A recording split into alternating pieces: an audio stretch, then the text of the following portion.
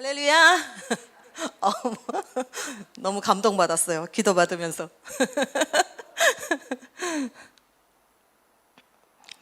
요즘 제가 어떤 생각을 하냐면요. 제가 이 책으로 성령님께서 제 마음을 다루시는 그 기간을 굉장히 저 혼자 씨름하면서 오랜 기간 가졌거든요. 그 시작점이 2014년도에 저희 12월에 저희 아버지가 이제 하늘나라 가셨어요. 그리고 나서 2015년부터 저에게 이제 상실감이 왔거든요. 그래서 정말 처음으로 경험하는 감정의 어려움이어서 너무너무 힘들었어요. 굉장히 깊은 슬픔의 바다에 늘 잠겨 있는 느낌이었어요. 그래서 그렇게 상실감을 하나님 앞에 호소하고 해결하고 기도하는 그 시간들이 너무 힘겨워서 그 눈물이 나려고 그러네. 굉장히 그 어두운 끝나지 않는 어두운 터널이 계속되는 것 같은 그런 시간을 그때 보냈었어요. 제게 주시는 감동이 하나님이 오늘 여러분의 슬픔을 해결하신다고 하십니다. 여러분의 계속 여러분의 삶 가운데 방송을 들으시는 분들 가운데 굉장히 패턴적으로 우울감이 계속 오고 깊은 슬픔이 올라오시는 분들 오늘 하나님께서 해결해 주실 것입니다. 제가 이제 아버지가 하늘나라 가셨는데 상실감이 물론 우리가 애도의 시간을 보내잖아요. 누구든지 사랑하는 가족들이 보내며 애도의 시간을 갖는데 그것보다도 굉장히 그 우울함이 저를 이렇게 짓눌렀어요. 그래서 제 속에서부터 깊은 슬픔이 올라오는데 제가 원래 이렇게 감정적으로 업앤다운이 있는 사람이 아니었는데 깊은 슬픔의 바닥으로 내 마음과 감정이 깔아앉으니까 생활이 안 됐어요. 그때 이제 선교단체에서 사역을 하고 있었는데 사역을 할 수가 없어서 한 6개월 정도는 제가 쉬었던 것 같아요. 그래서 혼자 시간을 보내고 여가 생활을 보내면서 그런 슬픔의 시간들을 견디고 보내는 시간을 가졌어요. 그래서 이제 15년, 16년도가 이제 지나가고 제가 이제 그때 마음이 많이 어려워서 상담도 받고 그랬었어요. 그리고 다시 인천에 올라왔는데 저희 어머니가 이제 심각하게 많이 아프셨던 거예요. 이제 연속적으로 일어났었는데, 그때 굉장히, 그러니까 아버지의 소천과 이어지면서 그게 저를 굉장히 휘몰아쳤던 것 같아요. 그게 시작이 되어서 하나님께서 저의 마음을 다루기를 시작을 했던 거예요. 아주 집중적으로 성령님과 저와 함께 시간을 보내면서 그런 시간들을 보냈어요. 지난주에도 말씀을 드렸지만 그런 시간을 보내면서 거의 매일매일 하나님 앞에 성만찬하면서 기도하고 일주일에 2번은 2-3시간씩 깊이 묵상하면서 질문하고 답하면서 기도하는 시간을 가졌고 그런 시간을 가질 때에 마치 아버지가 소천하셨을 때에는 어떤 나의 존재가 사라진 듯한 느낌이 들었었거든요. 캄캄한 우주 속에 내가 어딘가에 있어야 될 것 같은데 내 존재가 사라져서 너무 막막하고 힘든 그런 감정이 몰려왔었다면 어머니가 이제 병으로 힘들으셨을 때 위독했던 시간들이 너무너무 많았었는데 그때에는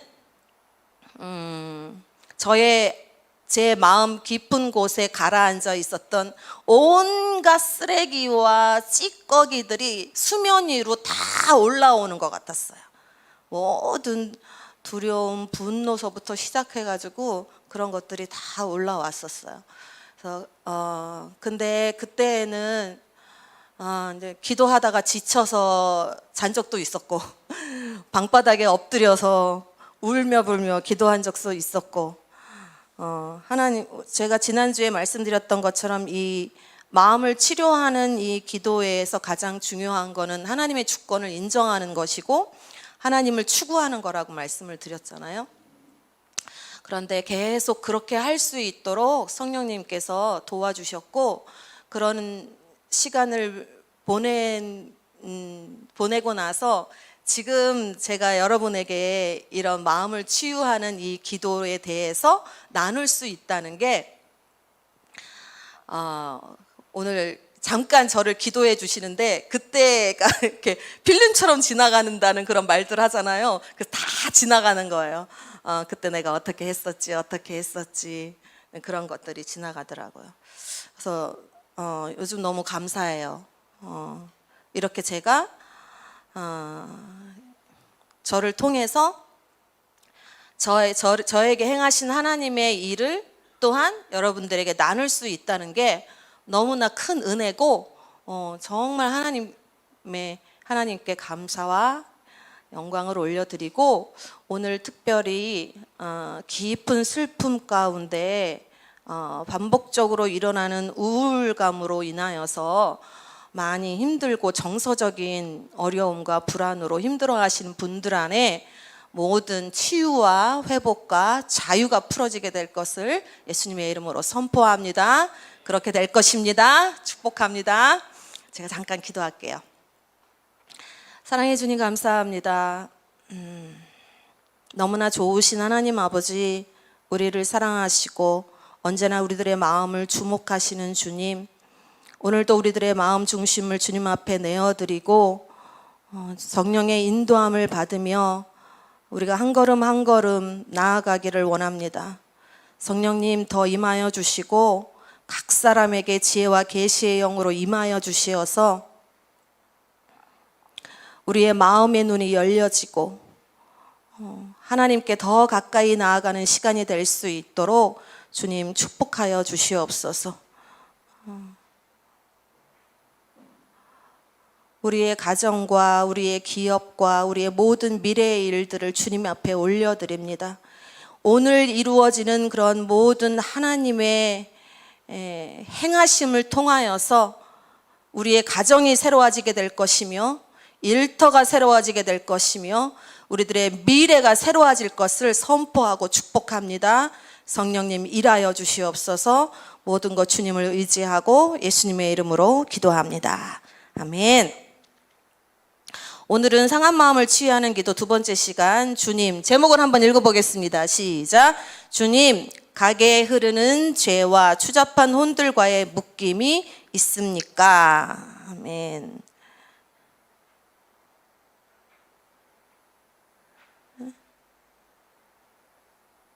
누가복음 11장 말씀 우리 다 같이 읽겠습니다. 시작. 예수께서 한 말 못하게 하는 귀신을 쫓아내시니 귀신이 나가매 말 못하는 사람이 말하는지라. 무리들이 놀랍게 여겼으나 그 중에 더러는 말하기를 그가 귀신의 왕 바알세부를 힘입어 귀신을 쫓아낸다 하고, 계속 더러운 귀신이 사람에게서 나갔을 때에 물 없는 곳으로 다니며 쉬기를 구하되 얻지 못하고 이에 이르되 내가 나온 내 집으로 돌아가리라 하고 가서 보니 그 집이 청소되고 수리되었거늘 이에 가서 저보다 더 악한 귀신 7을 데리고 들어가서 거하니 그 사람의 나중 형편이 전보다 더 심하게 되느니라. 아멘. 예수님께서 사역을 행하실 때 말 못하는 귀신을 내어 쫓는 일을 했을 때 사람들이 귀신의 왕 바알세부를 힘입어서 귀신을 쫓아낸다라고 예수님을 비판했죠. 그때 예수님께서 이런 말씀을 하신 거예요.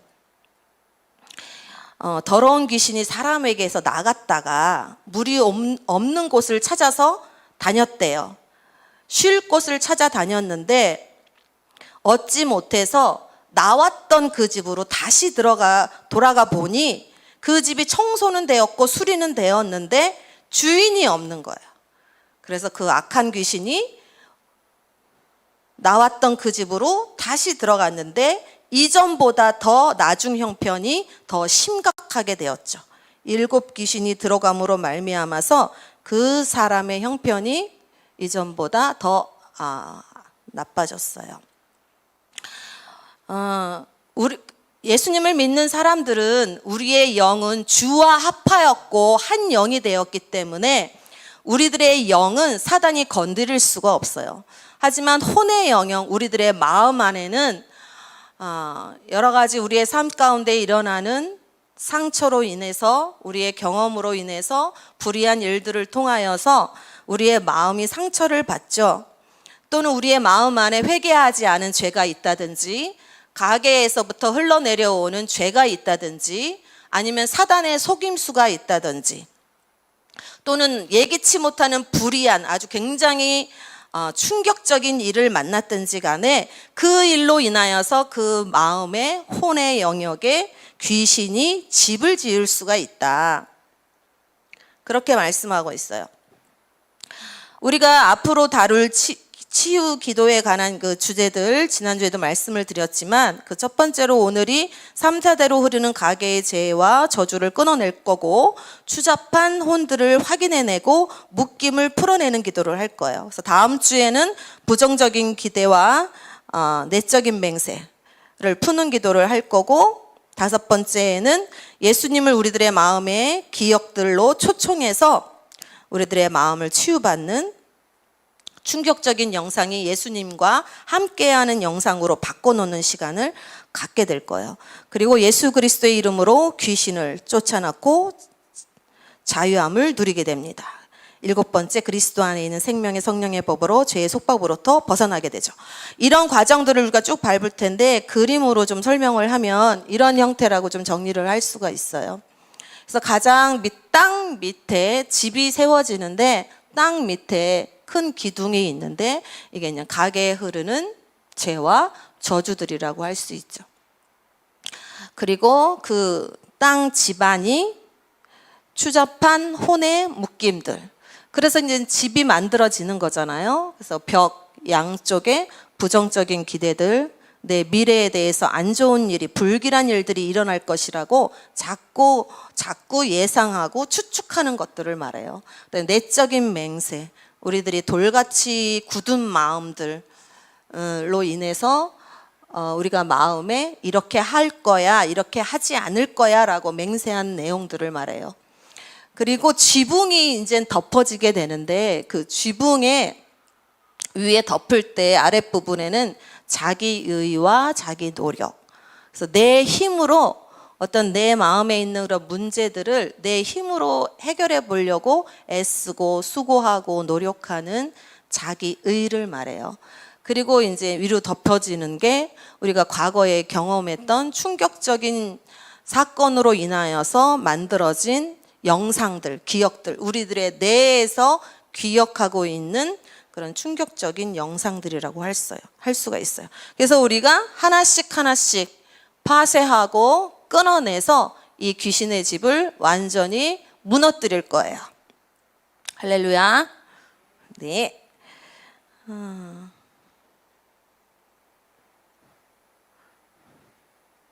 요거를 하기 전에 지난주에 주님 내 마음에는 무엇이 있습니까? 그런 내용을 다루었잖아요. 그래서 여러분 집에서 개인 시간을 성령님과 보내시면서 해보셨습니까?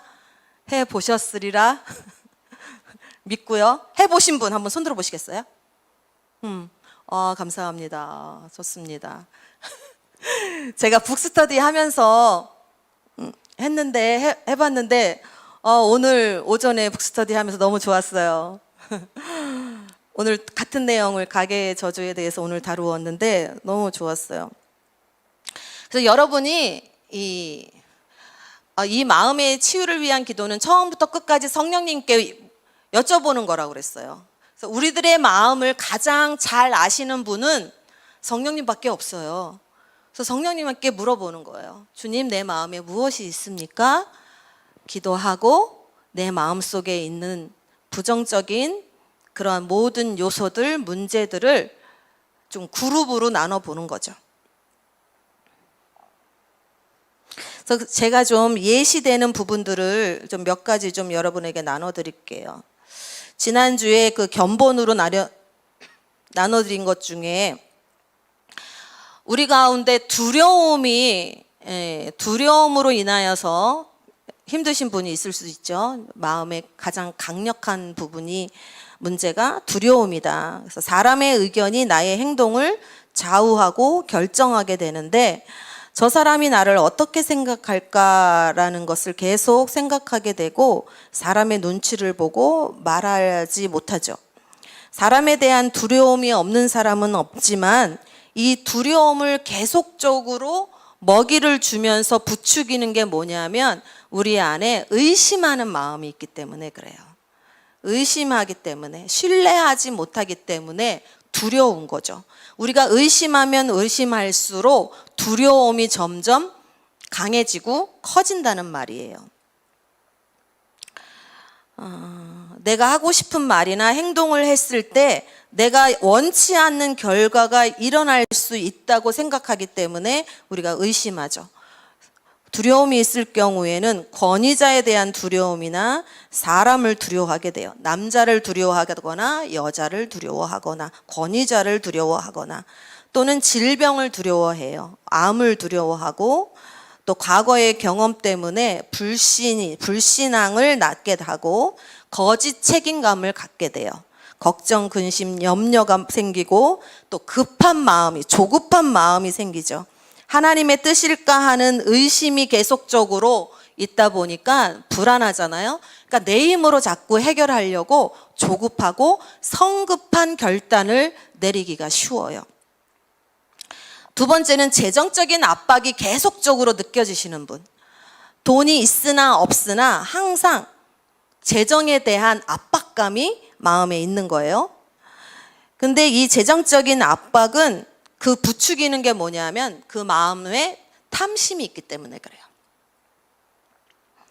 그래서 가난을 신봉하거나 또 헌금을 내지 않고 돈을 움켜쥐고 베풀지를 못하고 언약의 말씀과 축복의 말씀을 믿지 못하고 빚을 내고 정직하지 않고 소유욕이 있고 재물이 우상이 돼요. 그리고 쉽게 포기하고 끈질기게 하지 못하고 중간에 쉽게 포기합니다.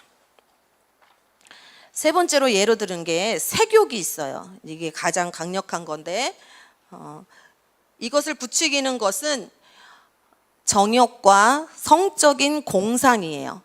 우리 인간에게는 육체의 정욕이 있잖아요. 성욕, 수면욕, 식욕. 그런데 우리 안에 있는 그런 정욕으로 인하여서 계속적으로 성적인 어떤 일들을 공상하고 상상하고 야한 생각을 하고 하게 되면 이런 상상이 행동으로 가는 힘을 실어준다는 거예요. 그래서 예수님께도 그랬죠. 음욕을 품고 여자를 보고 음욕을 품으면 간음한 것이다. 이렇게 말씀하셨잖아요. 그리고 포르노를 보게 되고 중독에 빠지게 되죠. 그래서 이 보는 장면들이 뇌에 기억이 되기 때문에 계속적으로 색욕을 강하게 만들죠. 또는 혼적인 성관계가 혼적인 묶임과 연결되었기 때문에 더 색욕을 강하게 만들어요. 그래서 이것은 결혼 전에 성관계를 하는 것은 결혼한 사람이 간음하는 것과 같은 거예요. 성을 이용하거나 남용을 하죠. 자기의 남성성과 여성성을 이용해서 자신의 목적을 이루려고 해요. 자신의 성을 계속 어필하는 사람이 있어요. 또 간음하고 간통하고 마귀적인 성행위를 하고 강간과 성희롱, 성적인 속박, 근친상간을 범할 수 있어요. 네 번째 예로는 우울함이에요. 가장 강력한데, 우울함을 부추기는 것은 자기 연민이에요. 자기 연민이라는 것은 자신을 우상화하는 것인데, 자신이 모든 것의 중심에 있기 때문에 하나님이 창조하신 모든 것이 내가 원하는 대로 움직여주지 않는다고 해서 슬픔에 빠지는 거예요. 자기 연민은 자신과 과거의 일을 한탄하면서 세월을 허비해요. 그래서 끊임없이 왜 하필 나에게 이런 일이 있는 것일까? 왜 하필 나에게 그런 일을 겪어야만 했을까? 다른 사람들은 나를 이해할 수 없을 거야. 왜 사람들이 나한테 충분히 관심을 기울이지 않는 것일까? 나는 더 잘 될 수 있는데 내가 이런 환경을 만나서 그래. 저런 사람을 만나서 그래. 라고 사람을 원망하고 환경을 탓해요. 그래서 거절감이 있고 절망하고 항상 도움이 없다고, 나를 도와주는 사람이 없다고 여겨요. 그래서 나는 혼자고 고아처럼 외로워요. 늘 나는 혼자 있는 것 같아요. 도와줄 사람이 없는 것 같아요. 너무너무 외로워요. 소망이 없고 슬프고 절망하고 자포자기하고 또 무기력함에 빠지죠. 또 시도하지 않고 결과적으로는 최악으로는 이제 자살을 시도할 수가 있고 자살을 할 수가 있어요. 이렇게 지난주에 우리의 마음에 무엇이 있습니까? 라고 그렇게 하나님 앞에 여쭤봤을 때 우리의 마음속에 있는 것들을 성령님께서 가르쳐 주시죠.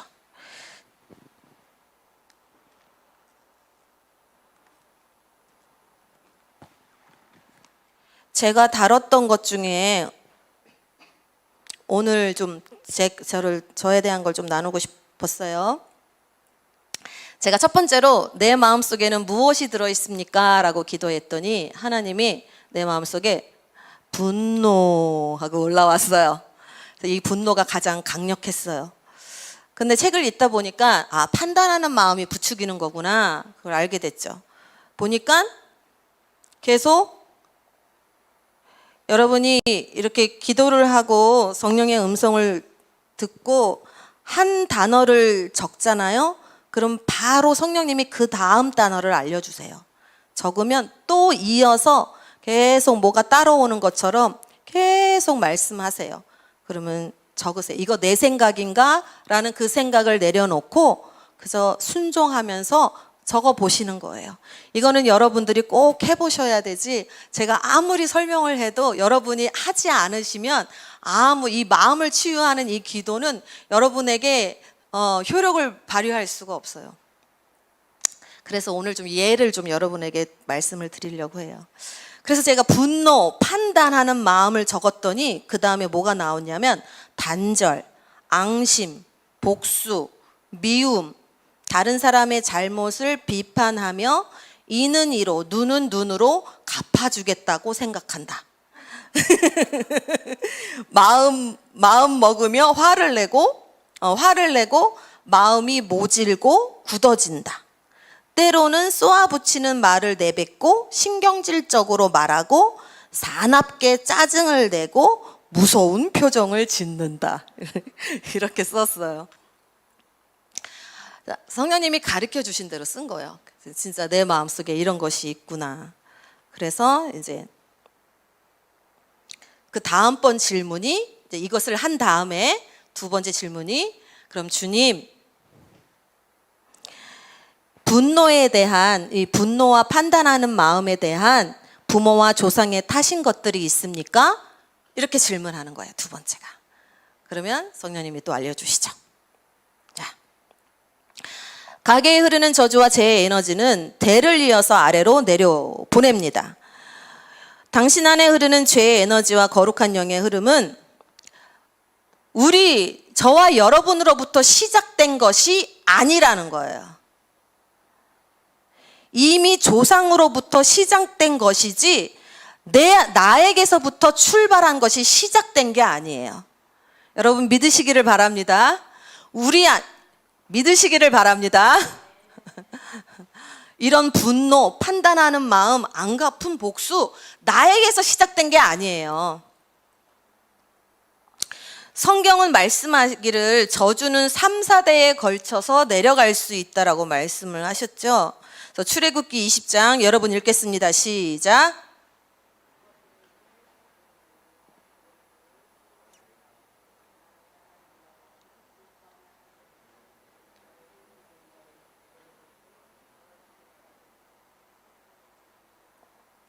출애굽기 34장 시작. 인자를 1000대까지 베풀며 악과 가실과 죄를 용서하리라. 그러나 벌을 면제하지는 아니하고 아버지의 악행을 자손 3, 4대까지 보응하리라. 그리고 성적인 부도덕으로 인한 범죄는 10대에 걸친대요. 10대에 걸쳐서 내려갈 수 있대요.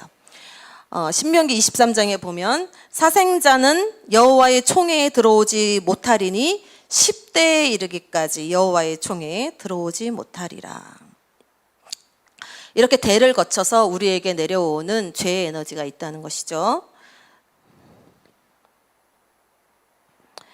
하나님께 순종함으로 오는 축복은 1000대에 이른다고 말씀하세요. 죄와 저주는 3, 4대 또는 성적인 범죄는 10대까지 이르지만 하나님은 선하신 분이세요. 정말로. 하나님께 순종함으로 오는 축복은 1000대까지 간대요. 영원하다는 거죠. 신명기 7장 9절 말씀 시작. 그런즉 너는 알라 오직 내 하나님 여호와는 하나님이시요 신실하신 하나님이시라. 그를 사랑하고 그의 계명을 지키는 자에게는 1000대까지 그의 언약을 이행하며 인애를 베푸시되. 아멘. 그래서 우리 집안 혈통의 죄, 특히 성적인 죄들은 충분히 흘러가서 영향을 미칠 수가 있다는 거예요. 만약에 우리 안에 죄로 몰아가는 중압감, 내 마음속에서 계속적으로 일어나는 갈등의 에너지가 분명히 발견이 된다면 우리가 가장 먼저 첫 번째로 질문해야 되는 것은 이러한 문제가 과연 나의 선조들에게, 나의 부모에게, 나의 조상들에게 있었습니까? 라고 질문을 해야 돼요. 그래서 조상의 죄가 발견되면 가게로부터 전수되어 내려온 그 죄와 저주를 끊어버리는 기도를 하면 되는 거예요. 무엇이 가족의 계보를 따라서 내려가는가? 어떤 것이라도 전수될 수 있다는 거예요.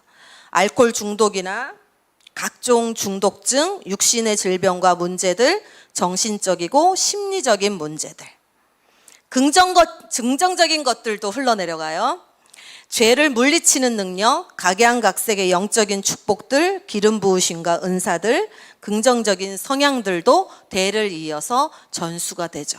그래서 만약에 우리 때에서 우리가 과거로부터 흘러내려오는 모든 죄와 저주를 우리 때에서 다 청산한다면 어떻게 되겠어요?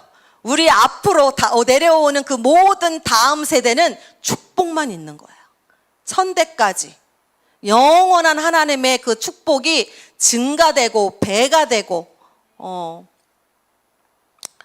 100배로 10,000배로 하나님께서 축복을 주신다고 말씀하세요.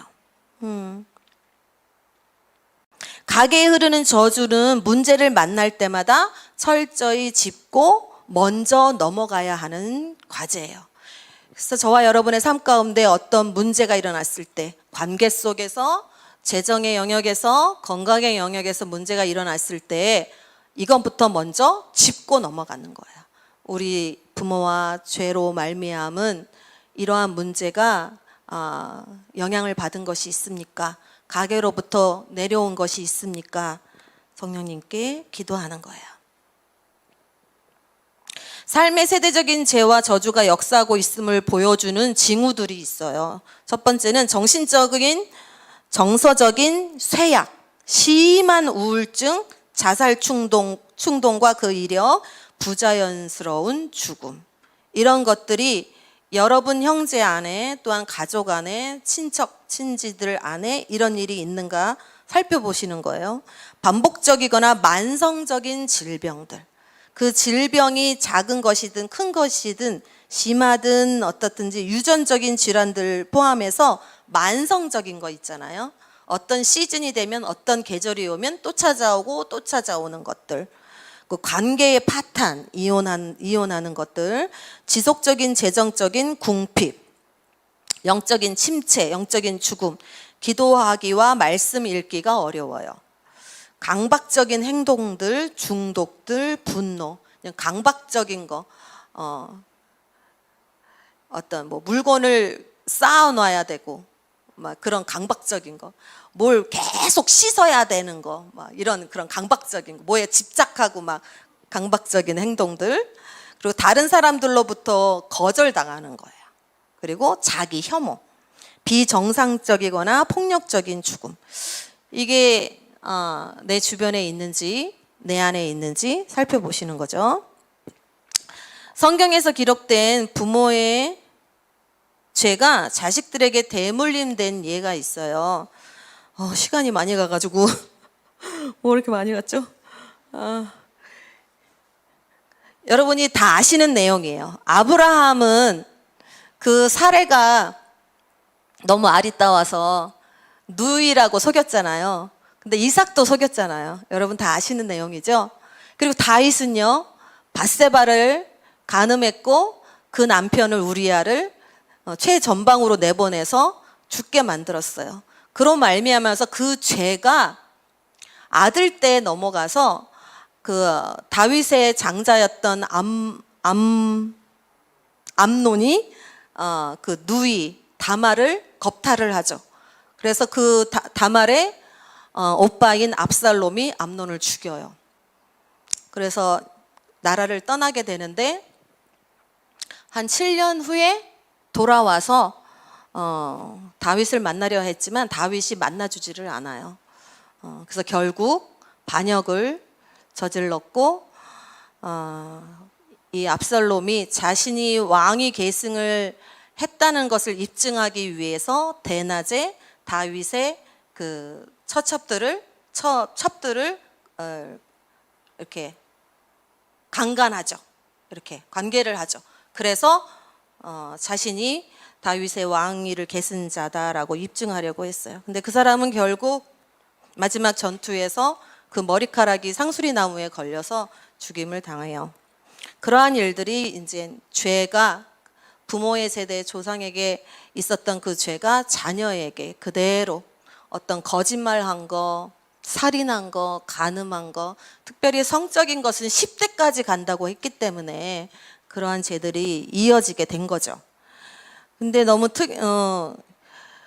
신약에 보면은 헤롯 왕의 예가 있는데요.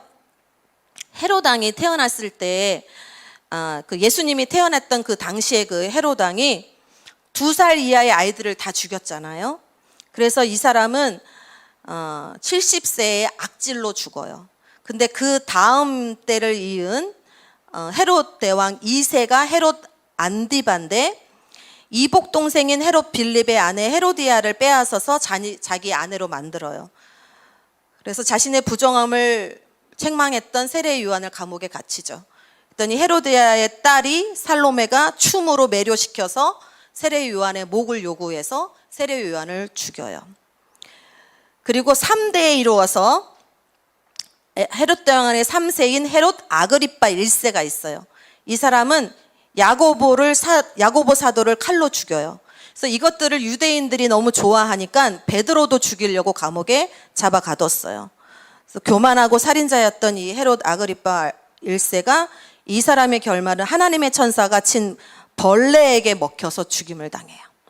그리고 4대에 이르러서 헤롯 대왕 4세에 헤롯 아그리빠 2세가 있는데 이 사람은 사도 바울의 무죄를 알면서도 그를 이제 로마로 보내죠.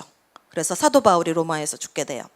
그는 나중에 폭도들에게 의해서 죽게 되고 그래서 헤롯 왕가는 4대에 멸족을 하죠. 그래서 헤롯 왕의 세대가 완전히 가문이 끊겨져요. 그래서 우리가 우리의 인생을 살면서 어떤 마음의 문제가 봉착이 될 때 근본 원인이 4대까지 있는지 10대에도 있는지 살펴보아야 되는데 통계적으로 4대까지는 30명이래요. 그리고 10대까지 가게 되면은 2046명이래요. 그래서 그들로부터 내려온 부정적인 에너지에 근거할 확률이 얼마나 될까? 30명에서 2000여 명에까지 이르는 그들의 조상들로부터 흘러내려온 그런 죄와 저주들일 가능성은 100%라는 거죠. 그러므로 어떠한 마음의 문제라도 발생하는 경우 가게의 저주를 끊는 기도는 자동적으로 드려야 합니다. 실질적으로 가게에 흐르는 저주를 끊어야 하는 경우가 아닌가, 해야 되나 말아야 되나 그렇게 고민할 필요가 없다는 거예요. 그래서 언제나 가게에 흐르는 저주를 우리가 먼저 끊어내는 거죠.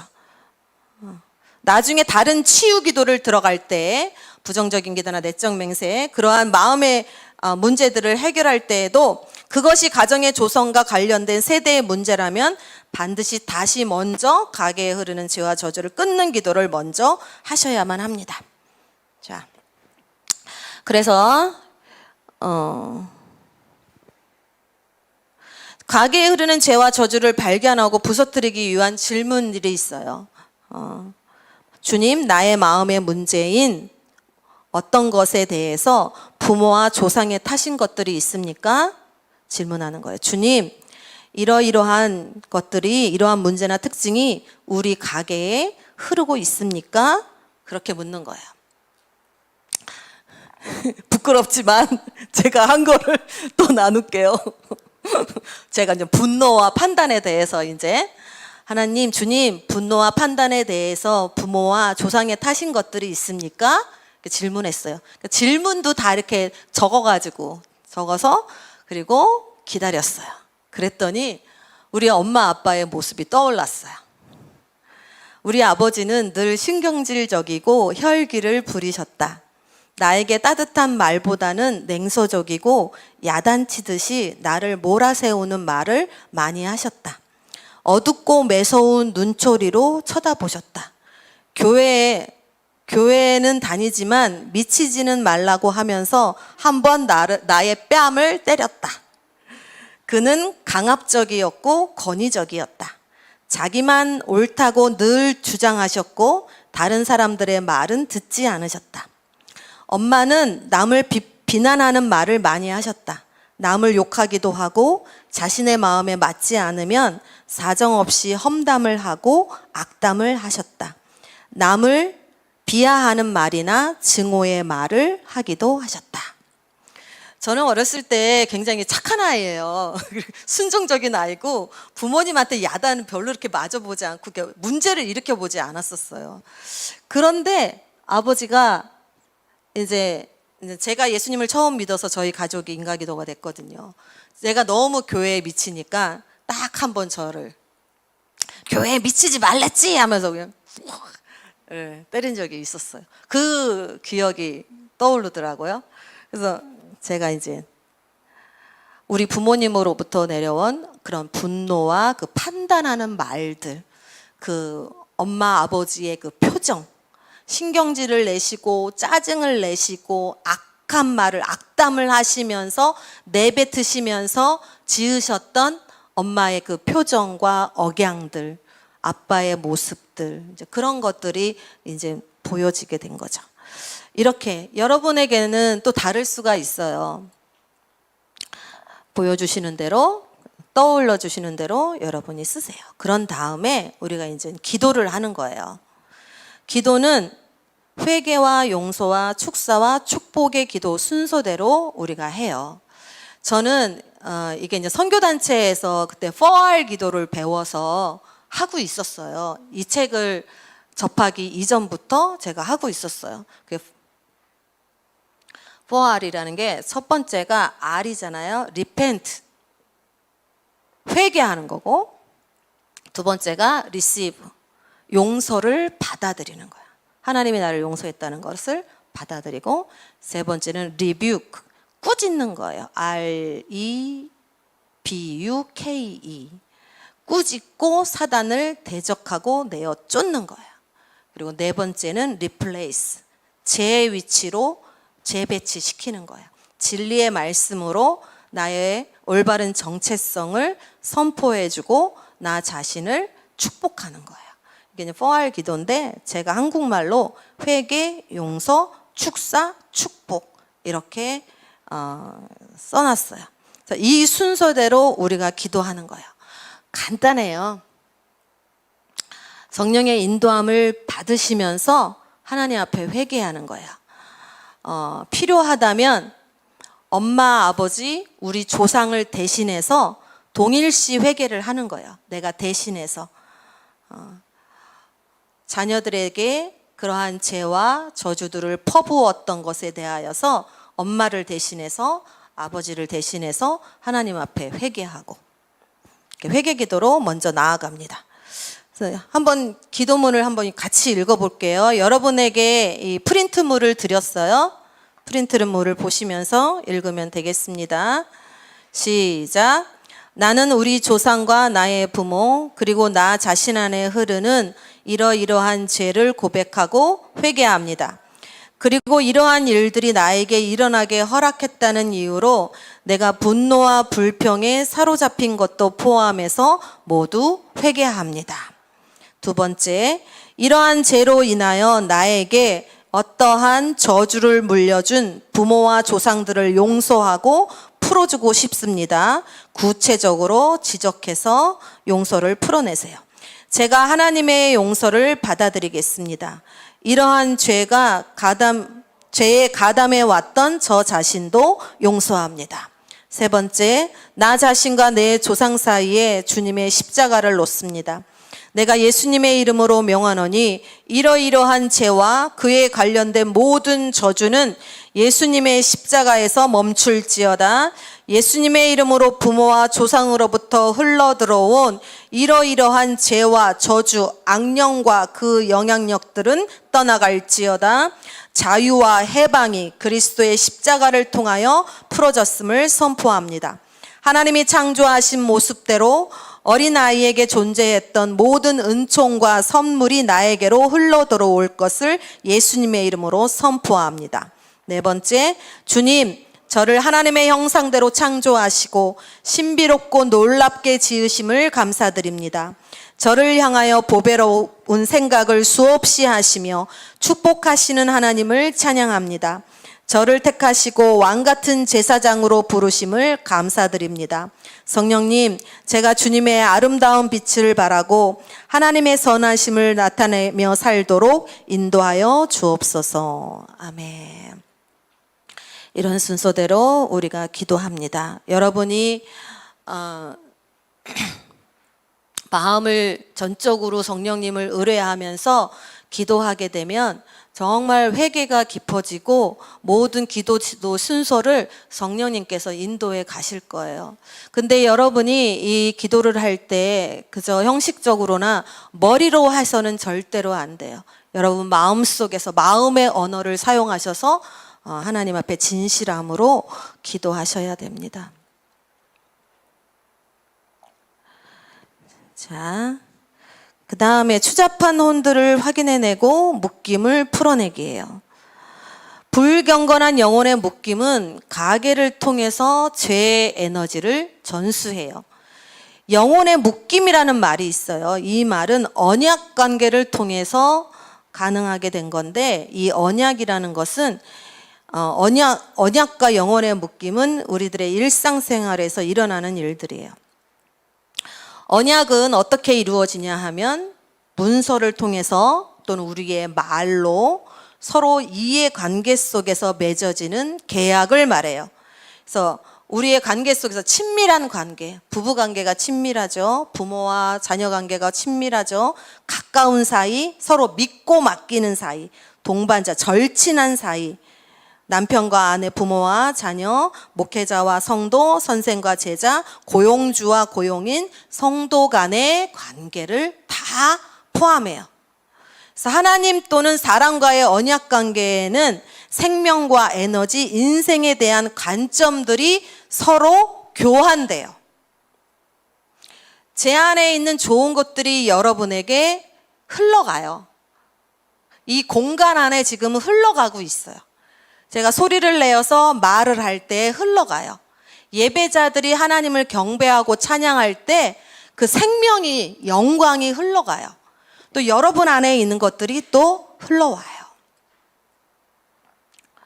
그래서 성경에 보면은 구약 성경에 요나단과 다윗이 이런 아주 건강한 관계였죠. 건강한 혼의 묶임이라 볼 수 있는데, 고린도전서 12장 13절 우리가 읽을까요? 시작. 우리가 유대인이나 헬라인이나 종이나 자유인이나 다 한 성령으로 침례를 받아 한 몸이 되었고 또 다 한 성령을 마시게 하셨느니라. 고린도 6장 17절 주와 합하는 자는 한 영이니라. 저는 기도해야 할 때마다 어떻게 기도하냐면, 성령님, 제 안에서, 제 배에서 생수의 강물이 흘러가고 있습니다. 성령님, 제 안에 있는, 흘러가고 있는 이 생수의 강물을 운행해 주세요.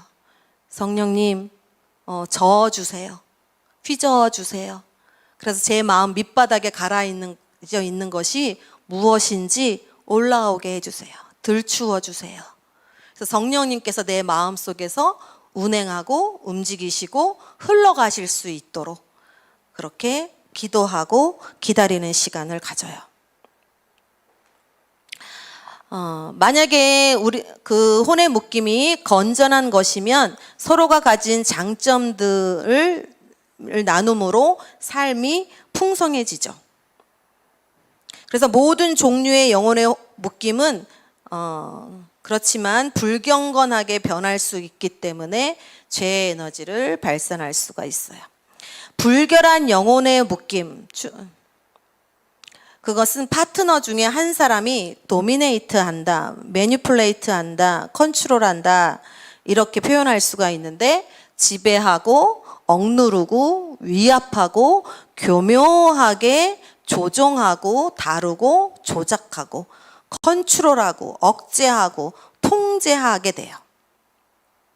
그래서 추잡한 영혼의 묶임이 있으면 그렇게 상대방에게 조종을 당할 수밖에 없고 통치를 당하는 거예요. 하나님께 받는 것이 아니라 그 안에서 역사하는 불경건한 영의 영향을 받고 조종을 당하게 되죠.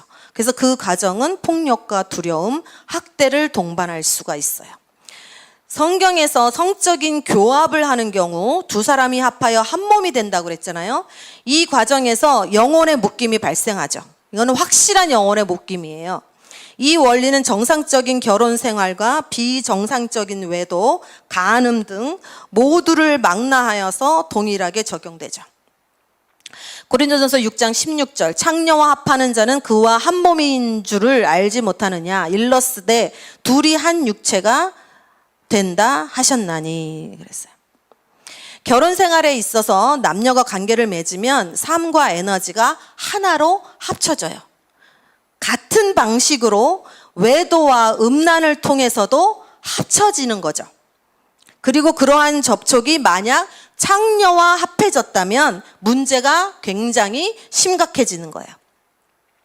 만약에 수천 명과 성관계를 가진 음란한 사람과 관계를 했다면 그 사람, 그 음란한 여자 안에 있었던 수천 명의 더러운 영들이 달라붙게 되는 거죠. 그 여자가 관계했던 사람들의 모든 영이 그 여자 안에 들어가게 되고, 그 여자와 관계되면 그 여자 안에 있는 수만 개의 악하고 더럽고 추한 영들이 내게로 흘러오게 되는 거예요. 그 음란한 사람으로 흘러들여온 기운과 에너지는 그 일을 행한 사람에게 흘러들어오고, 그 에너지는 더 많은 성적인 중압감, 죄, 또 질병에 시달리게 만들어요. 그래서 해결책은 불결한 영혼의 묶임을 끊어버려야 되는데, 특별히 당신과 성적인 접촉을 한 사람과의 관계에서 형성된 묶임을 잘라버려야 돼요. 이미 결혼하신 분들은 아직 해결이 안 됐다면 결혼 이전에 관계했던 여자, 남자와의 그런 관계들을 불경건한 관계들을 접촉을 하나님 앞에 회개하고 이제 끊어내는 기도를 하셔야 돼요. 영혼의 묶임은 실질적인 성관계를 통해서만 이루어지지는 않죠. 예수님께서 말씀하기를 누구든지 사람을 보고 정욕을 품으면 이미 간음한 것이다 그랬어요. 그래서 아까 그 색욕, 색정 그 얘기를 할 때 우리의 그 상상, 우리의 공상, 경건하지 않은 성적인 그런 상상들, 우리가 보았던 영화, 야한 동영상, 어떤 그림들, 그런 것들이 우리 주변에 너무 많잖아요. 미디어를 통해서, 여러분 주변에 어떤 광고물을 통해서, 잡지를 통해서, 책을 통해서 보게 된 그 모든 음란물들을 통하여서 우리들의 뇌에 그 그림들이 기억이 되죠. 그것으로 인하여서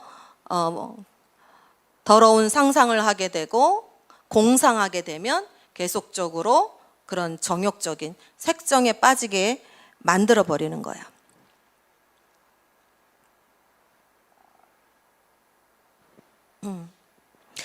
13번에 정욕, 음란물, 갑작스러운 홀림, 성관계 쪽으로 치닫는 행위들, 성행위 그 자체, 이런 모든 것들이 성적인 부도덕에 관련된 것들을 좀 끊어내야 돼요. 그렇게 하면 당신을 홀리고 있던 부정적인 성적인 에너지로부터의 놀라운 해방감과 자유를 느낄 수 있어요.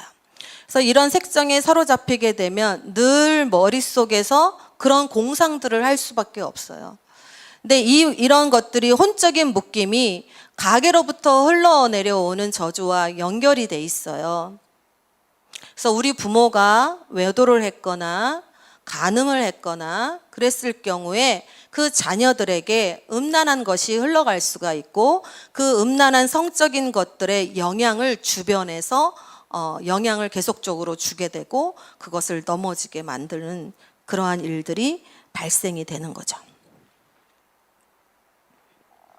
이러한 문제로부터 자유함을 받으려면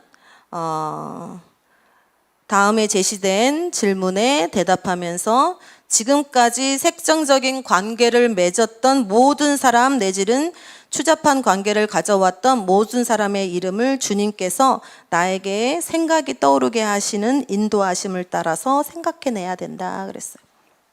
말하자면 아직 해결되지 않은 그런 어떤 성적인 문제나 유혹이나 음란이나 그런 것들의 문제가 있다면 과거에 내가 관계했던 아직 미혼이시라면 내가 만났던 남자, 여자와 어떤 관계였는지 성적인 관계가 있었다면 그것에 대하여서 회개하고 처리하는 시간, 또한 관계가 없었더라도 우리가 혼적으로 우리가 상상하고 공상하면서 그 인물이 실제 인물이든 인물이 아니든 우리가 머릿속으로 그런 관계를 성관계를 상상하는 것이 실제 인물이 아닐 수가 있어요. 내가 만들어낸 인물일 수도 있죠. 그런 부분에 있어서도 회개하고 혼의 묶임을 끊어내는 기도를 반드시 하셔야 됩니다.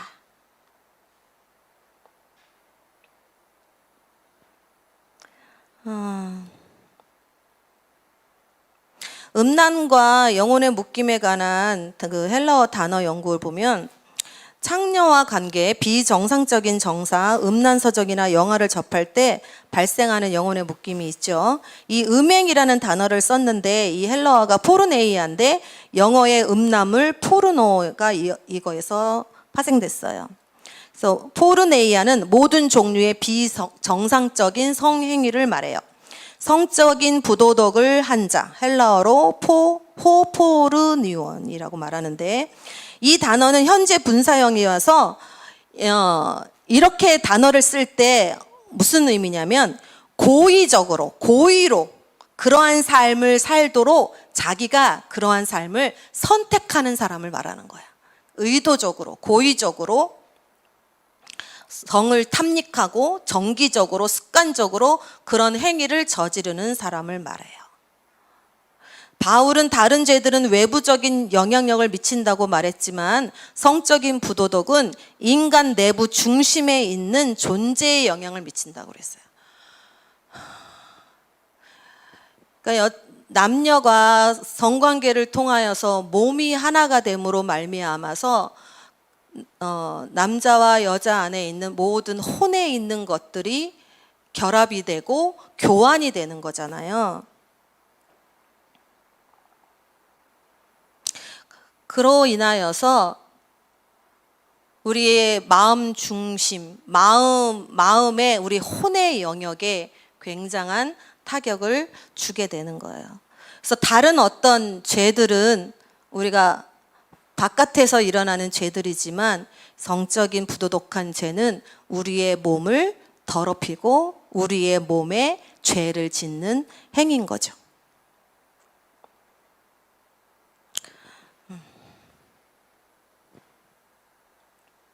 그래서 우리가 추잡한 영혼의 묶임을 끊는 기도를 할 때 먼저 질문을 하는 거예요. 주님, 읽어볼까요? 시작. 주님, 제가 불건전하고 지배적이며 억눌림과 위압감을 받았고 조종당하는 친밀한 관계 속으로 들어간 적이 있었습니까? 두 번째, 주님, 제가 어떤 사람과 불건전한 성적인 관계나 그러한 마음을 깊이 품은 적이 있었는지 기억나게 하옵소서. 세 번째, 주님, 내가 아주 어렸을 적에 내가 감지하지 못했던 어떤 성적인 접촉이 있었는지 알게 하여 주옵소서.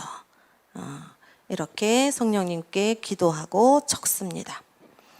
그래서 추잡한 영혼의 묶임을 끊는 4단계 기도, 마찬가지로 회개, 용서, 축사, 축복의 순으로 우리가 기도를 할 수가 있습니다. 우리 다 같이 읽어볼게요. 시작. 하나님, 저는 누구누구와 영혼의 묶임이 있음을 고백합니다. 그리고 이렇게 불행한 일이 나의 인생에 발생하도록 한 하나님을 향한 분노와 불만도 있음을 고백하고 회개합니다. 하나님, 저는 이러한 죄에 관련이 된 누구누구를 용서합니다. 하나님, 저도 용서받기를 원합니다. 용서하여 주옵소서. 하나님의 용서를 받아들입니다. 그리고 이러한 죄에 관련되었던 나 자신도 용서합니다. 예수님의 이름으로 누구누구와 나 사이에 형성된 영혼의 묶임을 끊습니다. 그래서 부서지고 무너진 나의 영혼이 다시 회복될 것을 선포합니다. 이 영혼의 묶임을 통해 내 안에 들어와 있는 어떠한 악한 것들은 떠나갈지어다. 예수님의 이름으로 그들이 훔쳐간 모든 경건하고 거룩한 것들이 나에게 다시 돌아올지어다. 나는 주님과 합한 자이며 거룩한 자인 것을 선포합니다. 나 자신을 축복합니다. 나는 하나님을 예배하는 자이며 내 안에는 믿음, 소망, 사랑으로 충만합니다. 오직 하나님만이 나를 통치하시고 다스리십니다. 주님, 저를 성결의 영으로 덮으시옵소서. 그래서 날마다 나의 몸을 하나님이 기뻐하시는 거룩한 산제물로 드리게 하옵소서.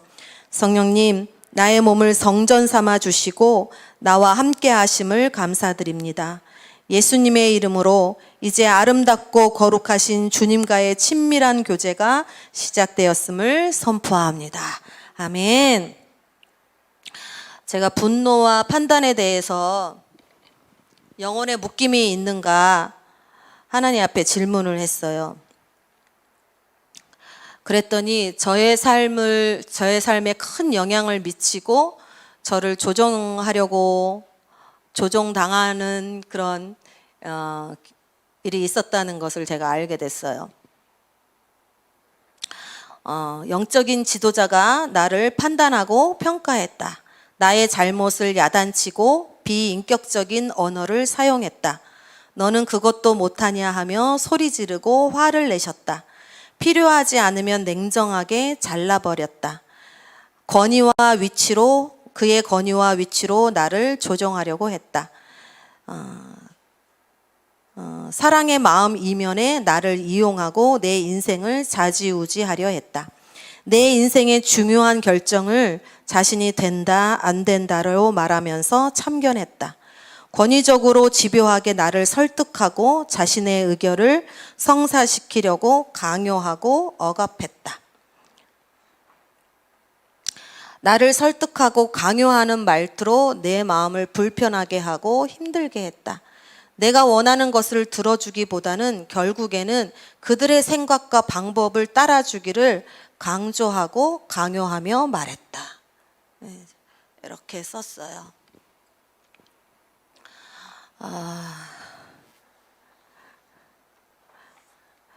우리가 추잡한 영혼의 묶임을 끊는 이 기도까지, 그리고 또 가계의 저주를 끊는 기도까지 이제는 하게 될 텐데요.